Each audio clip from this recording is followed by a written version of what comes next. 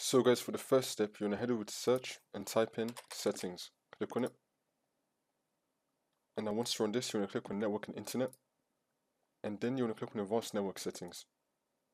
And now you want to click on advanced sharing settings. And now once you're on this, you want to expand private networks. And then you want to turn on network discovery and file and printer sharing. Turn on both of these. And you also want to tick set up network connected devices automatically. You want to tick this. And now for the second step, you want to head over to search and type in services. Click on it. And now once you're on this, you want to click on any service and then click on F on your keyboard. Then you want to find both of these. So for the first one, it's going to be function discovery provider host. You want to double click on it. And then you want to change the startup type to automatic. And then click on start for the service status, which will then make it running. And then click on OK. You want to repeat this for function discovery resource publication. You want to double click on this. And then change the startup type to automatic. And then click on start. And then click on OK.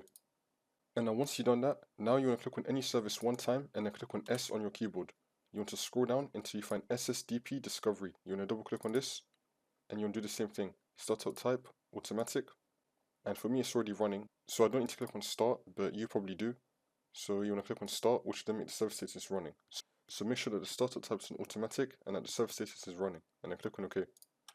And now we have one more service. You want to click on U on your keyboard. You want to scroll down until you find the UPnP device host. You want to double click on this and then change the startup type to automatic and then click on start and then click on OK.